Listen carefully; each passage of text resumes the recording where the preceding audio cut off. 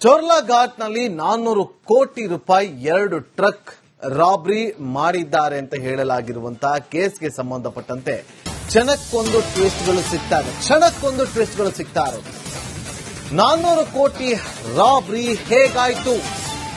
ಈ ರಾಬರಿ ವಿಚಾರ ಗೊತ್ತಾಗಿದ್ದು ಹೇಗೆ ಗೊತ್ತಾ? ಎಸ್ಪಿ ಕೆ ರಾಮರಾಮನ್ ಅವರು ಮಾಹಿತಿಯನ್ನ ಕೊಟ್ಟಿದ್ದಾರೆ. ಪತ್ರದ ಮೂಲಕ 400 ಕೋಟಿ ರಾಬರಿ ಬಗ್ಗೆ ಮಾಹಿತಿ ಬಂತು ನಮಗೆ. ಮಹಾರಾಷ್ಟ್ರ ಪೊಲೀಸ್ನವರು ಒಂದು ಲೆಟರ್ ಬರೀತಾರೆ, ನಮಗೆ ಚೋರ್ಲಾ ಘಾಟಲ್ಲಿ 400 ಕೋಟಿ ರೂಪಾಯಿ ಹೊತ್ತು ಸಾಕ್ತಾ ಇದ್ದಂತ 2 ಟ್ರಕ್ಗಳನ್ನ ರಾಬರಿ ಮಾಡಿದ್ದಾರೆ ಅನ್ನೋ ಒಂದು ಎಫ್ಐಆರ್ ಆಗಿದೆ ನಾಸಿಕಲ್ಲಿ. ಈ ಕೇಸ್ಗೆ ಸಂಬಂಧಪಟ್ಟಂತೆ ನೀವು ಸಹಾಯವನ್ನ ಮಾಡಬೇಕು ಅಂತ ಹೇಳಿರ್ತಾರೆ. ಈಗ ಈ ವಿಚಾರಕ್ಕೆ ಸಂಬಂಧಪಟ್ಟಂತೆ ಈ ಲೆಟರ್ ಬಂದ ಮೇಲೆ ಗೊತ್ತಾಗೋದು 400 ಕೋಟಿ ರೂಪಾಯಿ 2 ಟ್ರಕ್ ಏನಾಯ್ತು ಅನ್ನೋದು ಯಾರಿಗೂ ಗೊತ್ತಿರಲಿಲ್ಲ ಈ ವಿಚಾರ. ಕರ್ನಾಟಕ ಪೊಲೀಸರಿಗೆ ಲೆಟರ್ ಸಿಕ್ಕಿದ ಮೇಲೆ ಗೊತ್ತಾಗಿದ್ದು ಚೋರ್ಲಾ ಘಾಟ್.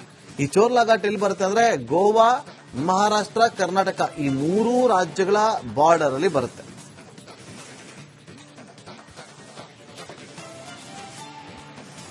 ದೇಶವೇ ಬೆಚ್ಚಿ ಬೀಳುವಂತ ಏನು ಒಂದು ಘಟನೆ ನಡೆದಿರುವುದು. ಪ್ರಮುಖವಾಗಿ ಚೋರ್ಲಾ ಘಾಟ್ನಲ್ಲಿ ಸುಮಾರು 400 ಕೋಟಿ ರೂಪಾಯಿ ದರೋಡೆ ಆಗಿದೆ ಅನ್ನೋ ನಿಟ್ಟಲ್ಲಿ ಮಹಾರಾಷ್ಟ್ರದ ನಾಸಿಕ್ ಪೊಲೀಸರು ಬೆಳಗಾವಿಯ ಎಸ್ಪಿ ಅವರಿಗೆ ಪತ್ರವನ್ನ ಬರೆದಿದ್ದಾರೆ. ಆ ಒಂದು ಪತ್ರದಲ್ಲಿ ಏನಿದೆ ಅನ್ನೋದ್ರ ಬಗ್ಗೆ ಅವರನ್ನ ಕೂಡ ನಾನು ಮಾತಾಡ್ತೀನಿ. ಸರ್, ಮಹಾರಾಷ್ಟ್ರದಿಂದ ಒಂದು ಪತ್ರ ಬಂದಿದೆ, ಏನಿದೆ ಸರ್ ಅದರಲ್ಲಿ?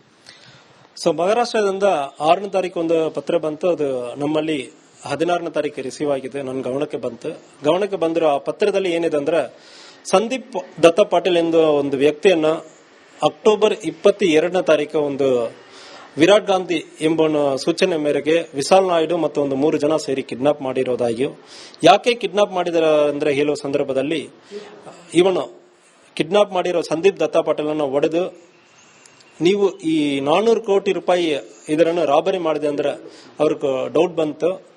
ಅದಕ್ಕೆ ನಾನು 400 ಕೋಟಿ ರೂಪಾಯಿ ರಾಬರಿ ಮಾಡಿದ ನಂತರ ಅವರು ನನ್ನನ್ನು ಹೊಡೆದಿದ್ದಾರೆ ಅಂತ ಹೇಳಿ ಒಂದು ಕಂಪ್ಲೇಂಟ್ ಅನ್ನು ಮಹಾರಾಷ್ಟ್ರನಲ್ಲಿ ಅವನು ನಾಸಿಕ್ ರೂರಲ್ ಡಿಸ್ಟ್ರಿಕ್ಟ್ ಅಲ್ಲಿ ಅವನು ರಿಜಿಸ್ಟರ್ ಮಾಡ್ತಾನೆ.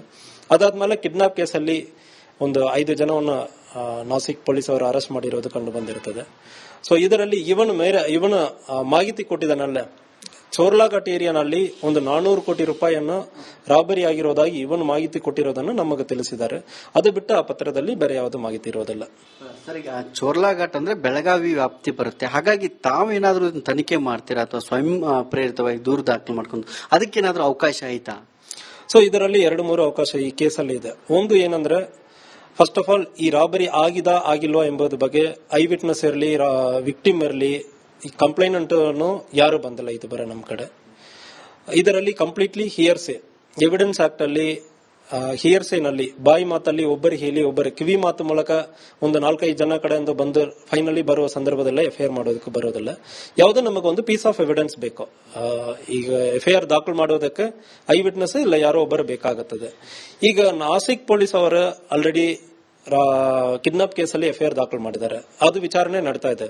ಒಂದು ವೇಳೆ ಅವರಿಗೆ ಮಾಹಿತಿ ಬರುವ ಸಂದರ್ಭದಲ್ಲಿ 3 ಅವಕಾಶ ಇದೆ. ಒಂದು, ಅವರೇ ಎಫ್ಐಆರ್ ಅನ್ನು ದಾಖಲು ಮಾಡಿಕೊಂಡು ಇಲ್ಲಿ ಘಟನೆ ಅಲ್ಲಿ ಶುರು ಮಾಡಿ, ಮಹಾರಾಷ್ಟ್ರ ನಾಸಿಕ್ ಅಲ್ಲಿ ಶುರು ಮಾಡಿ ಬೆಲ್ಗಾಂ ಅಲ್ಲಿ ಮುಗಿಯುವ ಸಂದರ್ಭದಲ್ಲಿ 198 BNSS ಪ್ರಕಾರ ಎಲ್ಲಿ ಬೇಕಾದ್ರೆ ಎಫ್ಐಆರ್ ಅನ್ನು ದಾಖಲು ಮಾಡಿ ಅಲ್ಲಿನೇ ಟ್ರಯಲ್ ನಡೆಸೋದಕ್ಕೆ ಅವಕಾಶ ಇರ್ತದೆ. ಅವರೇ ಎಫ್ಐಆರ್ ಅನ್ನು ದಾಖಲು ಮಾಡುವ ಸಂದರ್ಭದ ಅದೇ ಕಂಪ್ಲೀಟ್ ಆಗಿ ಚಾರ್ಜ್ ಶೀಟ್ ಮಾಡೋದಕ್ಕೆ ಅವಕಾಶ ಇರ್ತದೆ. ಆಪ್ಷನ್ 2, ಒಂದು ವೇಳೆ ನಮ್ಮಲ್ಲಿನೇ ಸಂಪೂರ್ಣವಾಗಿ ಆಗಿರೋ ಸಂದರ್ಭದಲ್ಲಿ ನಾವು ಎಫ್ಐಆರ್ ಮಾಡೋದಕ್ಕೆ ರೆಡಿ ಇದೀವಿ. ನಮ್ಮ ಕಡೆ ಅವರು ಯಾವುದೇ ಒಂದು ಮಾಹಿತಿನೋ, ದೂರುದಾರನೋ, ಇಲ್ಲ ವಿಕ್ಟಿಮ್ನೋ, ಇಲ್ಲ ಐ ವಿಟ್ನೆಸ್ ಯಾರೋ ಒಬ್ಬರ ಕಳಿಸುವ ಸಂದರ್ಭದಲ್ಲಿ ಅದು ಮಾಡುವುದಕ್ಕೂ ರೆಡಿ ಇದೀವಿ. ಆಲ್ರೆಡಿ ನಮ್ಮ ಲೋಕಲ್ ಸ್ಥಳೀಯ ಪೊಲೀಸರು ಖಾನಾಪುರ ಸಬ್ ಇನ್ಸ್ಪೆಕ್ಟರ್ ಬಿರಾದಾರ್ ಎಂಬುವರನ್ನು ನಾವು ಕಳಿಸಿದೀವಿ. ಅಲ್ಲಿ ಅವರ ನಾಸಿಕಲ್ಲಿ ಈಗ ಇದ್ದಾರೆ. ಸೊ ಒಂದು ವೇಳೆ ಅವ್ರ ಮಾಹಿತಿ ಕೊಡುವ ಸಂದರ್ಭದಲ್ಲಿ ನಾವು ಎಫ್ಐಆರ್ ಮಾಡೋದಕ್ಕೆ ರೆಡಿ ಇರ್ತೀವಿ. ಇಲ್ಲ ಅಂದ್ರೆ ಅವರು ಎಫ್ಐಆರ್ ಮಾಡಿ ತನಿಖೆ ನಡೆಸುವ ಸಂದರ್ಭದಲ್ಲಿ ನಮ್ಮ ಕಡೆಯಿಂದ ಏನು ಸಹಕಾರ ಬೇಕಾದ್ರೆ ಸಂಪೂರ್ಣ ಸಹಕಾರ ಕೊಡುವುದಕ್ಕೂ ನಾವು ತಯಾರಿದ್ವಿ. ಅದ್ರ ಬಗ್ಗೆ ಪತ್ರವನ್ನು ಬರೆದಿದ್ವಿ. ಈಗ ನಮ್ಮ ಪೊಲೀಸರು ನಾಸಿಕ್ಗೆ ಹೋಗಿದ್ದಾರೆ. ಅಲ್ಲಿ ಏನಾದ್ರೂ ಈ ಆರೋಪಿಗಳೇನಾದ್ರು ವಿಚಾರಣೆ ಮಾಡುವಂತ ಕೆಲಸವನ್ನು ಏನಾದ್ರೂ ಈವರೆಗೆ ಮಾಡಿದ್ರ? ಸಂದೀಪ್ ದತ್ತ ಪಾಟೀಲ್ ಅನ್ನ ಇದು ಬರೇ ಅವನ ಕಡೆ ಮಾತಾಡೋದಕ್ಕೆ ಅವಕಾಶ ಸಿಕ್ಕಿದೆ. ಅವನಕ್ಕೆ ಇದು ನೋಡಿರೋದಾಗಿ ಕಂಡು ಬಂದಿಲ್ಲ ಯಾವುದೇ. ಅವನು ಕಿಡ್ನಾಪ್ ಮಾಡಿರೋರ್ಗೂ ಮಾಹಿತಿ ಇರಬಹುದು ಅಂದ್ರೆ ಹೇಳಿದ್ದಾನೆ. ಬಟ್ ಅವನು ಕಿಡ್ನಾಪ್ ಮಾಡಿರೋರ ಕಡೆ ಮಾತಾಡೋದಕ್ಕೆ SIT ಅವರು ಅವಕಾಶ ಕೊಟ್ಟಿಲ್ಲ. ಅವರು ತನಿಖೆ ನಡೆಸ್ತಾ ಇದ್ದಾರೆ. ಯಾಕೆ ಸರ್ ಅವರು ಯಾಕೆ ಅವಕಾಶವನ್ನು ಕೊಡ್ತಿಲ್ಲ ಅಂತ? ಒಂದು ವೇಳೆ ಅವರು ತನಿಖೆ ಸಂಪೂರ್ಣವಾಗಿ ನಡೆಸುವ ಸಂದರ್ಭದಲ್ಲಿ ಅವರೇ ಮಾಡಬಹುದು, ಇನ್ವೆಸ್ಟಿಗೇಷನ್ ಅಫೆಕ್ಟ್ ಆಗಬಹುದು ಅಂದ್ರೆ ಉದ್ದೇಶದಿಂದ ಮೇ ಬಿ ಅವರು ನಮಗೆ ಅವಕಾಶ ಕೊಟ್ಟಿರೋದಿಲ್ಲ. ಸರ್, ಸಂದೀಪ್ ಪಾಟೀಲ್ ನಮ್ಮ ಪೊಲೀಸರು ಮಾತಾಡಿಸಿದ್ದಾರೆ, ಏನ್ ಹೇಳಿದಾನಂತೆ? ಸೊ ನನ್ನ ಕಿಡ್ನಾಪ್ ಮಾಡಿಬಿಟ್ಟು ನನ್ನನ್ನು ಹೊಡೆದ್ಬಿಟ್ಟು ನೀವು ಇದರಲ್ಲಿ ಭಾಗಿಯಾಗಿದೆಯಾ ಅಂದ್ರೆ ಹೇಳಿ ನನ್ನ ಹೊಡೆದಿದ್ದಾರೆ ಅಂದ್ರೆ ಹೇಳಿ ಮಾಹಿತಿ ಕೊಟ್ಟಿದ್ದಾನೆ. ಮತ್ತು ಹಳೆಯ ರೂಪಾಯಿ ನೋಟ್ ಇರೋದಾಗಿ ಅವನು ಮಾಹಿತಿ ಕೊಟ್ಟಿದ್ದಾನೆ. ಸರ್, ತಾವೇನಾದ್ರೂ SIT ಪೊಲೀಸರಾಗಲಿ ಅಥವಾ ಅಲ್ಲಿ ನಾಸಿಕ್ ಪೊಲೀಸರ ಸಂಪರ್ಕ ಏನಾದ್ರು ಮಾಡಿದ್ರ ಅಥವಾ ಈ ತನಿಖೆ ನಮ್ಮಲ್ಲಿಂದ ಸಂಪೂರ್ಣವಾಗಿ ಅವ್ರ ಕಡೆನೇ ಇದ್ದಾರೆ. ನಮ್ಮ ಸಬ್ ಇನ್ಸ್ಪೆಕ್ಟರ್ ಮತ್ತು ಟೀಮ್ ಮರಾಠಿ ಗೊತ್ತಿರೋ ಟೀಮ್ ಅಲ್ಲಿಯೇ ಇದೆ, ನಾಸಿಕ್ ಅಲ್ಲಿಯೇ ಇದೆ. ಯಾವುದೇ ಮಾಹಿತಿ ಬೇಕೋ ಇಲ್ಲ ಯಾವುದೇ ಸಹಕಾರ ಬೇಕಾದ್ರೆ ನಮ್ಮಲ್ಲಿಂದ ಅಲ್ಲಿ ಸೀದಾ ವರ್ಕ್ ಮಾಡೋದಕ್ಕೆ ಅವಕಾಶ ಇದೆ. ನಾವು ಎನಿ ಟೈಮ್ ಮಾಡಿಕೊಡ್ತೀವಿ. ಈಗ ಘಟನೆ ನಡೆದ್ರೆ ಚೋರ್ಲಾ ಘಾಟ್ ಅಂತ ಹೇಳ್ತಿದ್ದಾರೆ, ಅಲ್ಲಿ ಏನಾದ್ರು ಭೇಟಿ ನೀಡಿ ತಾವೇನಾದ್ರು ಪರಿಶೀಲನೆ ಮಾಡ್ತೀರಾ ಹೆಂಗೆ?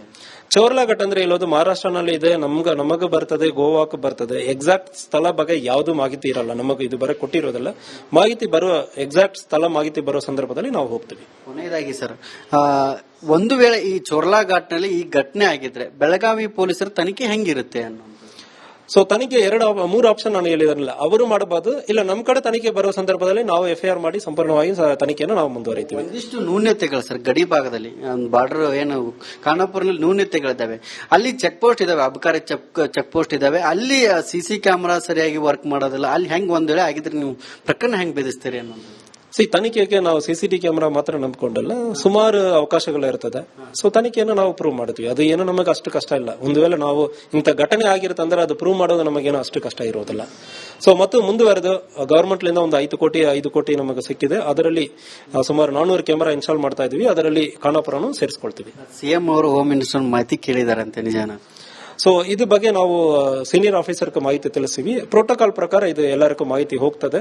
ಸೊ ಅದು ಟೈಮ್ ಅವಕಾಶ ನೋಡಿಕೊಂಡು ಬ್ರೀಫ್ ಮಾಡಿರ್ತಾರೆ ನಮ್ಮ ಸೀನಿಯರ್ ಆಫೀಸರ್ಸ್. ಒಂದ್ ವೇಳೆ ಮಹಾರಾಷ್ಟ್ರ ಪೊಲೀಸರು ಏನೇ ತನಿಖೆಗೆ ಸಹಕಾರ ಕೊಡಿದ್ರು ರೆಡಿ ಇದ್ದಾರೆ ಸರ್? ನಾವು ರೆಡಿ ಇದೀವಿ, ಸಹಕಾರ ಕೊಡುವುದಕ್ಕೆ ರೆಡಿ ಇದೀವಿ.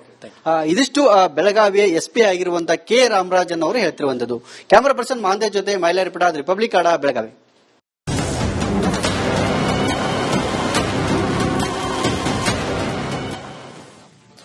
ಚೋರ್ಲಾ ಘಾಟ್ನಲ್ಲಿ 400 ಕೋಟಿ ರೂಪಾಯಿ 2 ಟ್ರಕ್ ರಾಬ್ರಿ ಮಾಡಿದ್ದಾರೆ ಅಂತ ಹೇಳಲಾಗಿರುವಂತಹ ಕೇಸ್ಗೆ ಸಂಬಂಧಪಟ್ಟಂತೆ ಕ್ಷಣಕ್ಕೊಂದು ಟ್ವಿಸ್ಟ್ಗಳು ಸಿಗ್ತಾ ಇರೋದು. 400 ಕೋಟಿ ರಾಬ್ರಿ ಹೇಗಾಯ್ತು? ಈ ರಾಬ್ರಿ ವಿಚಾರ ಗೊತ್ತಾಗಿದ್ದು ಹೇಗೆ ಗೊತ್ತಾ? SP K ರಾಮರಾಮನ್ ಅವರು ಮಾಹಿತಿಯನ್ನ ಕೊಟ್ಟಿದ್ದಾರೆ. ಪತ್ರದ ಮೂಲಕ 400 ಕೋಟಿ ರಾಬ್ರಿ ಬಗ್ಗೆ ಮಾಹಿತಿ ಬಂತು ನಮಗೆ. ಮಹಾರಾಷ್ಟ್ರ ಪೊಲೀಸ್ನವರು ಒಂದು ಲೆಟರ್ ಬರೀತಾರೆ, ನಮಗೆ ಚೋರ್ಲಾ ಘಾಟಲ್ಲಿ 400 ಕೋಟಿ ರೂಪಾಯಿ ಹೊತ್ತು ಸಾಕ್ತದಂತ 2 ಟ್ರಕ್ಗಳನ್ನ ರಾಬ್ರಿ ಮಾಡಿದ್ದಾರೆ ಅನ್ನೋ ಒಂದು FIR ಆಗಿದೆ ನಾಸಿಕ್ ಅಲ್ಲಿ. ಈ ಕೇಸ್ಗೆ ಸಂಬಂಧಪಟ್ಟಂತೆ ನೀವು ಸಹಾಯವನ್ನ ಮಾಡಬೇಕು ಅಂತ ಹೇಳಿರ್ತಾರೆ. ಈಗ ಈ ವಿಚಾರಕ್ಕೆ ಸಂಬಂಧಪಟ್ಟಂತೆ ಈ ಲೆಟರ್ ಬಂದ ಮೇಲೆ ಗೊತ್ತಾಗುತ್ತೆ.